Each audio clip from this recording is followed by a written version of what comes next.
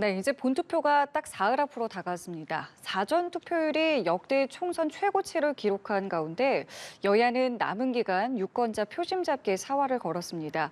오늘 두 분과 함께 총선 상황 짚어볼 텐데요. 윤기찬 국민의힘 법률위 부위원장, 최창혁 용인대 특임교수 두 분 나오셨습니다. 안녕하세요. 안녕하세요. 예. 사전 투표율이 역대 총선 최고치를 기록했습니다. 31.28%. 지난 총선보다는 4.59%포인트 이제 높은 수치를 나타냈는데요.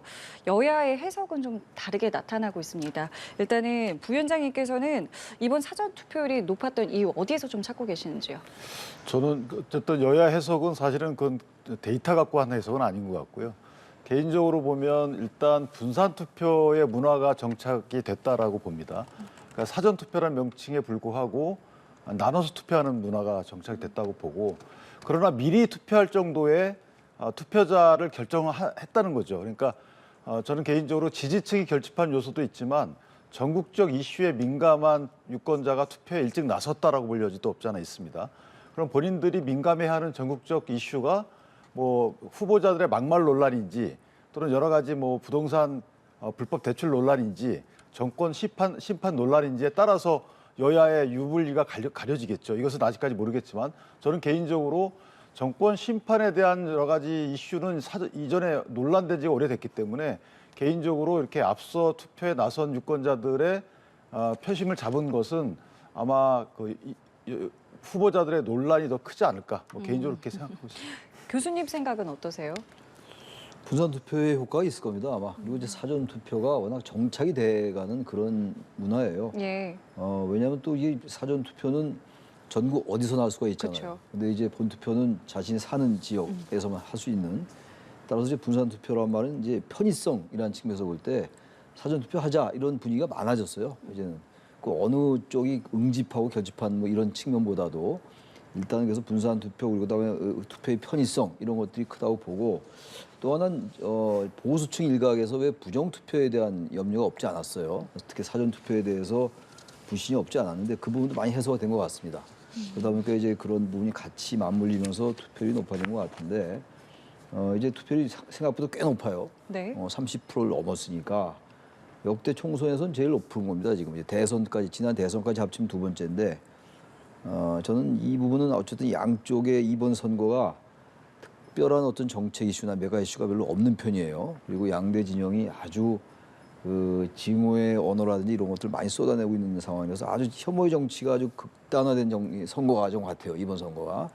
그러다 보니까 양쪽 지지층이 그 제3지대가 상당히 동력을 잃었고, 그러니까 양쪽 지지층이 결집한 면도 있는 것 같습니다. 그러니까 이런 여러 가지 요인이 합쳐져서 투표율이 높게 나타난 것이기 때문에 여야 양당은 지금 각자 이제 아전인수 해석하고 있는데 이 부분은 꼭 그렇지는 않을 것 같아요. 이 부분은 아까 우리 윤 변호사님 말씀처럼 예. 이거는 뭐 어떤 데이터나 수치 가지고 얘기한 게 아니거든요. 그런 이제 주관적 판단에 의해서 얘기한 건데 이건 뭐 본투표까지 봐야지 알겠죠. 네. 그럼 본투표에는 이 높은 사전 투표율이 뭐 어떤 영향을 줄 것 같으세요? 저는 그러니까 사전 투표율이 높은 것 자체가 본 투표에 영향을 어떻게 끼칠지는 잘 모르겠어요. 왜냐하면 이전에도 보면 사전 투표율이 높아가는 게 아까 말씀 주셨지만 정치 문화, 투표 문화의 한 차원이라고 보면 본 투표를 끌어올리진 못하겠죠. 그런데 만약에 전국적 이슈가 된 여러 가지 논란에 대해서 유권자들이 민감하게 반응하면 투표자는 더 많이 나오겠죠. 그래서 일찍 그것에 대해서 본인들이 일찍 결정을 해가지고 사전 투표에 많이 나왔다라고 판단한다 그러면 본 투표율이 좀 올라갈 부분도 없잖아 있는데, 문제는 저는 조국 당의 이런 그 비례대표 정당의 여러 가지 그 국민적 지지를 얻는 이런 부분들이 투표를 높일 가능성은 없잖아 있다고 봅니다. 그러니까 지역구에서 투표율이 높아지는 이유가 지역구에 대한 투표 요인보다는 비례대표 투표를 좀 많이 하겠다라는 유권자들의 표심이 움직이게 되면 투표율이 좀 높아지지 않을까라는 생각이 들어서 네. 개인적으로 68% 이상은 되지 않을까라고 생각합니다. 지난 총선에서의 최종 투표율이 66.2%였거든요. 아까 말씀하실 때 이제 지금 양 진영으로 굉장히 좀 쏠림 현상이 가속화되고 있다라고 하셨는데, 그러면 66.2%보다 높은 그러니까 최종 투표율이 나올 수 있을 거라고 보세요? 점점 높아질 것 같아요. 저도 왜 그 말씀드리냐면은 이게 예. 이 양쪽의 이 진영 대결이 더 극단화되면은 투표율이 낮아질 수 있어요.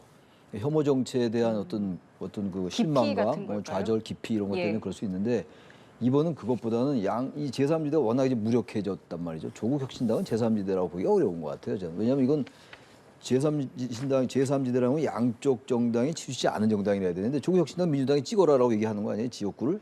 그건 제3지대라고 보기 어렵고 그렇다면 이제 제3지대가 상당히 무력해지고 이런 상황이기 때문에 양쪽 지지자들이 갈 데가 없어요. 그러니까 양쪽으로 이제 결집하는 상황이기 때문에 선거가 과열되면서 이 혐오의 과열이 무관심으로 가는 게 아니라 오히려 이제 관심의 증대로 나타나는 것 같아요. 그렇다면 본투표에도 영향을 줄 것 같죠. 그렇게 된다면은 당연히 14대 때인가요? 그때가 71%가 제가 이렇게 기억하는데 1992년도 선거인데 아마 그때처럼 70%가 될지까지 모르겠는데 적어도 66.2% 지난 21대 총선 예, 예. 그때보다는 제가 봐도 높아지지 않을까라는 생각이 듭니다. 워낙 양쪽이 좀 치열하게 과열된 선거를 해왔기 때문에 네. 그렇게 보는데 일단 뭐 두고 봐야죠. 알겠습니다.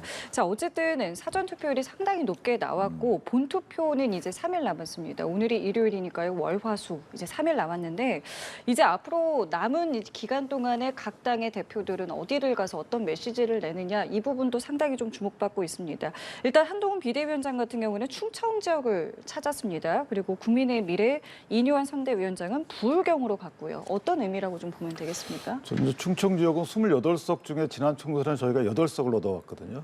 그러나 표심이 많이 움직이고 있는 것으로 판단이 되는 지역이기 때문에 제가 지난 그 총선에서 지역구 84석 중에서 그보다 더 많이 얻으려면 뺏어올 수 있는 곳이 이렇게 많지는 않아요. 예를 들면 수도권 중에서 충청, 그다음에 경기, 뭐 서울도 물론 포함되면 서울은 약간 지금 표심이 좋다고 평가받는 곳이기 때문에 그리고 지켜야 되는 곳이 이제 부울경이거든요.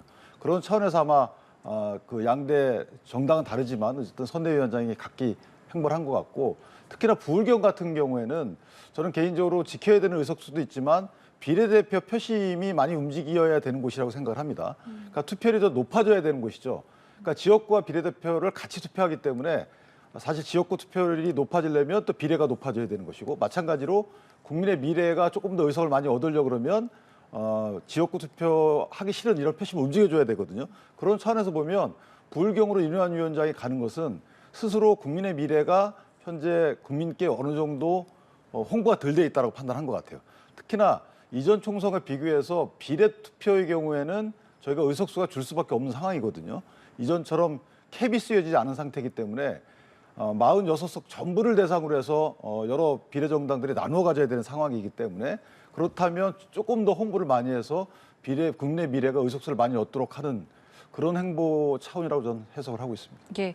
반면에 민주당 이재명 대표 같은 경우 이제 본인의 지역구인 계양을 갔다가 강남 3구를 갔습니다. 험지를 갔어요. 어떻게 좀 봐야 되겠습니까? 강남 3구도 이번에 이제 뭐 아직 판세를 정확히 얘기하기는 어려운데 예. 강남 3구도 이제 뭐 강남 3구는 아시겠습니다만 뭐 국민의힘이 이제 절대적으로 유리한 지역이긴 한데 특정 지역 같은 경우는 아주 상당히 박빙 나온 데도 있는 것 같아요. 과거처럼 완전하게 이제 압도적인 표차로 지금 선거가 진행되지 않는 측면도 있는 것 같아서 아마 그런 점을 노린 것 같은데 뭐 이제 모든 지역에 성의를 기울여야죠. 이쪽에 지역구가 좀 불리하다고 해서 지역 성향이 그쪽을 뭐 이제 성의를 안 보인다거나 그럴 수는 없는 거기 때문에 다 돌아가는 거로 다닌다고 보고 결국 이제 마지막에 정권 심판론 대 뭐 야당 심판론, 지금 이른바 2조 심판론 얘기하는 거 아니에요? 국민의힘에서는 그런 부분들이 어떻게 유권자에게 미칠 것이냐의 문제인데요.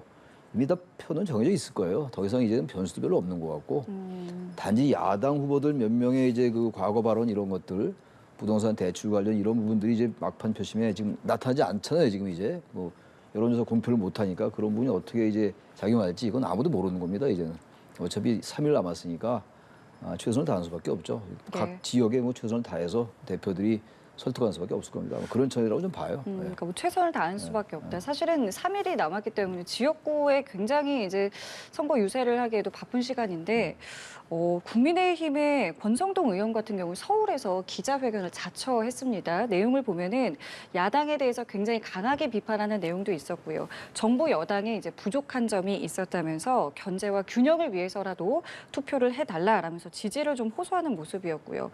또 인천 미추홀구에 출마한 윤상현 의원 같은 경우에도 야당이 일방적으로 이제 국회를 맡기는 건 위험하다 이런 발언들을 좀 내놨습니다. 지금 국민의힘의 이 지역구 의원들, 그러니까 후보들을 좀 보면요 읍소하는 듯한 이런 이제 발언들을 내놓는 경우들도 좀 있는 것 같은데요. 좀 어떻게 보세요? 이게 어떤 아직 좀 결정하지 못한 이제 유권자들에게 좀 어떻게 좀 호소가 될까요? 그래서 특히 이제 세대별로 보면은 예. 4050이나 6070 이상보다는 2030이라고 얘기하잖아요. 2030, 20대, 30대가 부동층이 좀 있는 것 같아요.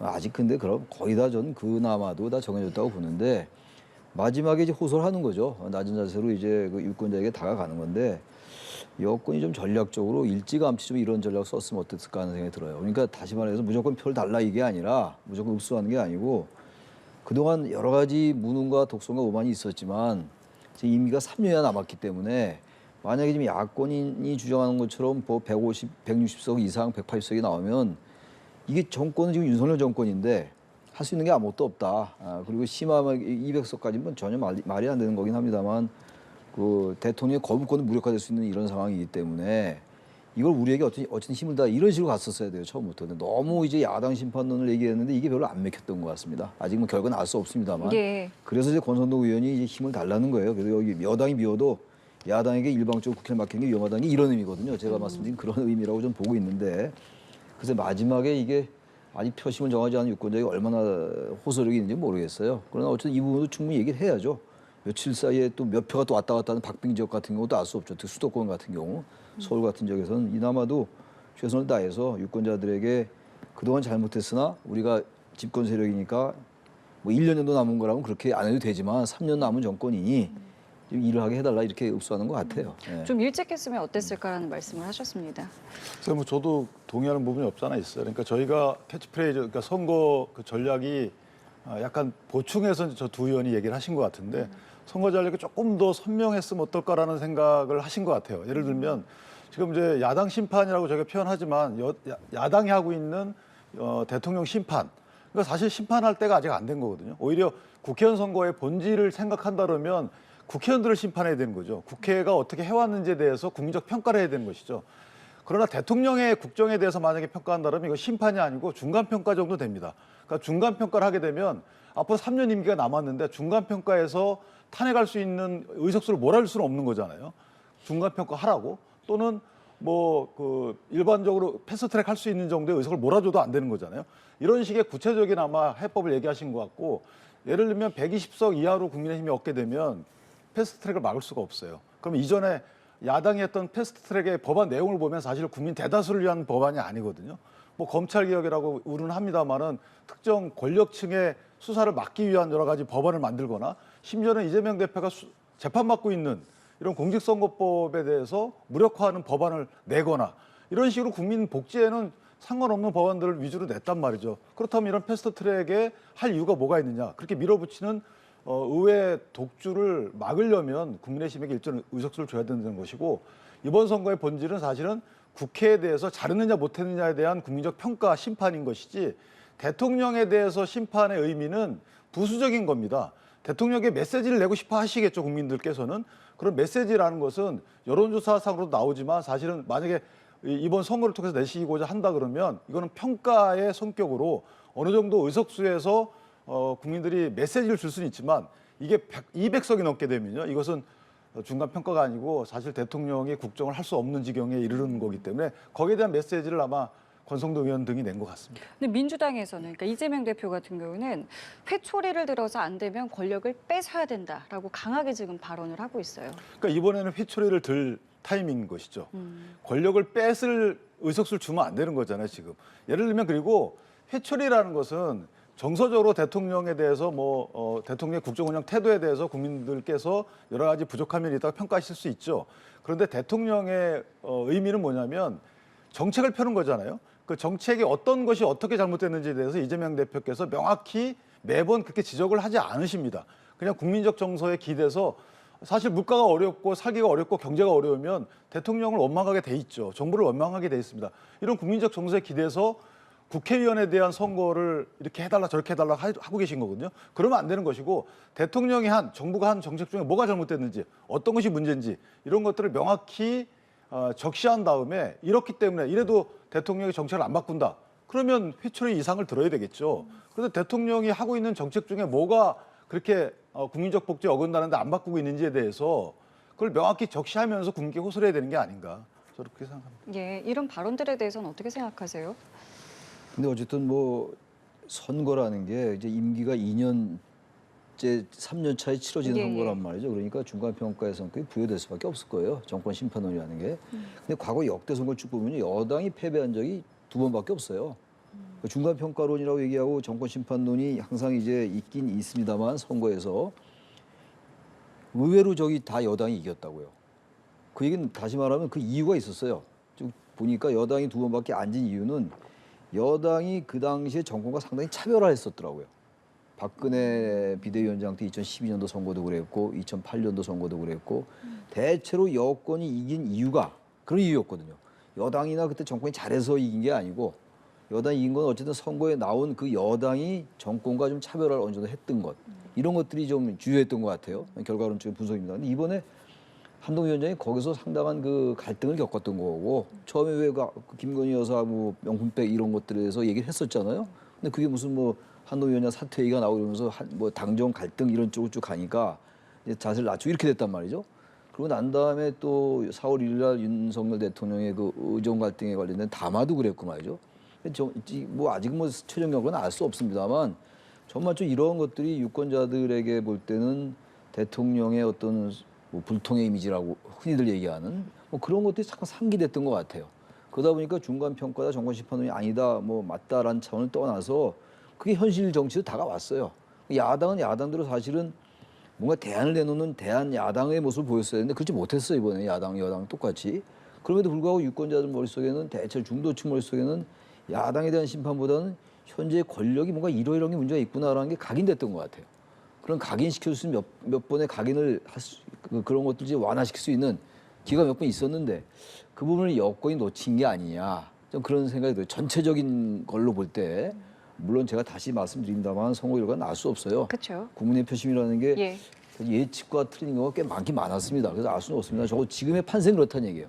그래서 그런 아쉬움이 분명히 국민에게 있다라는 말씀 드리는 겁니다. 그럼 남은 3일 동안 지금 말씀하신 이런 어떤 흐름이나 판세가 좀 바뀔 만한 어떤 뭐 큰 변수 같은 게 글쎄 있을 수 변수가 있을까요? 뭐가 있을까요? 지금 갑자기 지금 오늘 내일 이제 이틀 3일 2, 3일인데 네. 의정 갈등이 해소될 가능성은 거의 없어 보이고 해소는 안 되겠습니다만 적어도 의정 갈등이 해소될 수 있는 단초라도 좀 이렇게 뭔가 보이면 다행인데 지금 그런 상황은 좀 전혀 아니란 말이죠. 아니고 굳이 국민의힘에서 기대할 수 있는 거는 지금 야당 후보 몇 명, 수도권에 출마한 후보들 그 발언들 그런 것들이 과연 어떻게 표심에 작용할까? 그걸 기대할 수 있겠죠. 국민의힘에서는 지금 야당 민주당은 이제 그 후보로 계속 갈 것 같고 말이죠. 이준혁 아니 그 김준혁 후보라든지 예. 양무소 후보 이런 말씀을 드리는 거예요. 제가 그거 이외에는 제가 볼 때 이제는 별로 변수가 없는 것 같다. 단지 이제 그 마음이 다 이제 녹아져 있겠죠. 일단 표를 다 정했는데 마지막에 이제 부동층 몇 표 있긴 있을 거예요.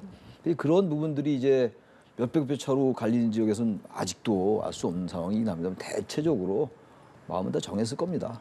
20, 그렇게 보세요. 30대의 일부를 빼놓고는. 예. 부위원장님 생각은 어떠세요? 남은 기간 동안 뭐 어떤 것들이 좀 뭐 변수랄 게 있을까요? 일단 여당 입장에서 보면은 뭐 각 지역별로 단일화 이슈가 하나 있을 수는 있죠. 그러니까 지금 개혁신당과의 전체적인 단일화 아니라 하더라도 예. 뭐 영등포 갑이라든가 몇 군데 단일화할 필요성이 있는 곳들이 있어요. 그다음에 화성을 같은 경우도 있고요. 그다음 저 부산 수영도 단일화가 있을 수 있는 거고 이런 이제 몇 개 의석과 관련돼서는 단일화 이슈가 하나 있는 것이고 또 하나 만약에 잇따르면 이 의정 갈등 말씀하셨는데 의정 갈등도 왜 대통령이 그렇게 뭐 국민께 고집스러울 정도로 보이는 이런 정책을 추진하느냐에 대해서 후보들이 설명을 좀 해야 되겠죠. 이것은 미래 앞으로 10년 이후를 보고 하는 거다. 그러니까 현재 의료 공백이 안타깝지만 이 의료 공백을 해소하기 위해서 노력하고 있는 이런 것들을 후보자들도 아마 설명을 많이 해서 국민들께 그런 것들을 풀어드려야 되는 부분이 없잖아 있는 것이고 야당 입장에서 보면은 앞으로 변수는 사실 그 김준영 후보 같은 분들의 사퇴예요. 양문석 후보의 사퇴. 이런 사퇴들이 긍정적 요인으로 작용할 수 있는 여지가 없잖아 있는데 현재 여론조사가 지금 하고 있는지 모르겠지만 발표를 못하는 만은 예. 그러나 어쨌든 지금 만약에 이게 전체 판세에 영향을 주지 않는다라는 모 의원의 말도 있습니다만은 국민들의 여론은 살짝 늦게 따라오는 부분도 없잖아 있거든요. 그렇기 때문에 본투표가 3일 남았다고 해서 지금 다 시간이 지났다 이렇게 아마 단정하기는 이를 겁니다. 따라서 야당의 지도부의 결단 여지에 따라서는 야당 입장도 좀 조금 더 의석수가 늘어날 가능성 없잖아 있다. 예, 알겠습니다. 자, 이런 가운데요. 조국혁신당이 내놓은 공약이 있는데 이것과 관련해서 좀 두 분의 생각을 좀 여쭤보고 싶습니다. 그러니까 조국 대표가 내놓은 공약은 대기업이 임금을 낮추면 정부가 세제 혜택 등을 이제 주는 사회연대 임금제를 실현하겠다라는 겁니다. 여기에 대해서 이제 한동훈 비대위원장은 이게 조국식 사회주의다라고 이야기를 하고 비판을 했거든요. 이 내용에 대해서 어떻게 좀 이해를 해야 될까요? 저는 이런 식의 접근이 별로 국민의힘에게 도움이 안 될 것 같아요. 그 자꾸 사회주의 쪽으로 얘기하는 게 아주 이념적인 거거든요.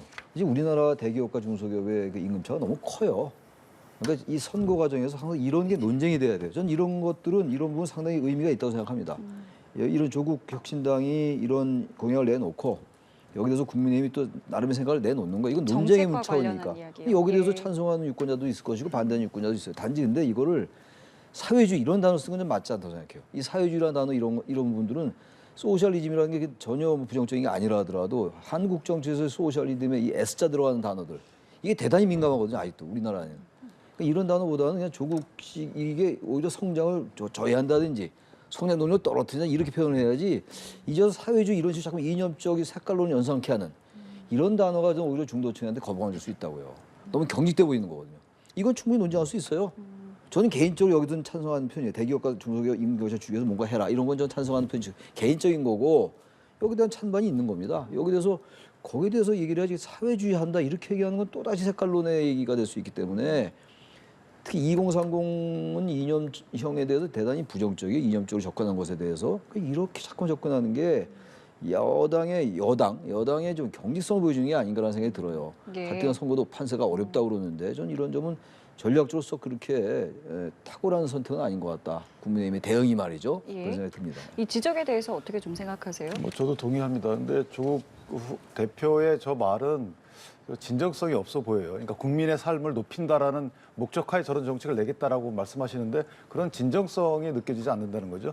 국민의 삶의 기준은 낮아도 되고 본인 자식의 삶은 높아야 되고 자식들의 경우에는 사실은 여러 가지 논란이 있음에도 불구하고 조금 더 높은 삶을 위해서 뭐 편법을 동원해가지고 재판까지 받고 시험까지 나왔잖아요. 근데 국민들은 왜 대기업 수준의 중소기업의 그 임금을 대기업 수준으로 올린다고 해야 되는 것이지 대기업의 연봉을 중소기업 수준으로 낮춰야 되겠습니까? 사실은 우리 저 중소기업 다니는 대다수 국민들께서 원하는 것은 대기업 수준의 복지와 임금이지 대기업에 다니는 자기 동료들이 나와 같은 임금을 받기를 원하는 게 아니에요. 이 국민적 시각을 잘못 이해하는 것이고 사실 뭐 죄송한 말씀이지만 사회주의의 조금 극단 이런 식의 사고방식이 아니라면 저런 공약은 폐기하시는 게 맞는다고 보고요. 본인부터 먼저 솔선수범하시는 게 맞다라고 생각합니다. 마지막 질문은 두 분께 좀 짧게 여쭤볼게요. 최근에 이제 SNS에 국민의 미래에 투표를 하면 사표가 된다. 그러니 다른 보수 성향 정당에 투표를 해야 된다라는 이제 글이 떠돌았고요. 여기에 대해서 국민의 미래는 명백한 허위 사실이다라고 지금 주장을 하고 있는데요. 이러한 지금 상황에 대해서는 어떻게 좀 봐야 되겠습니까? 좋은 게 아니죠. 국민의 미래 투표하는데 왜 사표가 됩니까? 국민의 미래의 표가 되는 거지. 과거에 왜 그 기억나세요? 1997년도 이인재 의원이 탈당을 했어요. 그래서 그때 했던 얘기가 이인재한테 투표하면 김대중이 된다.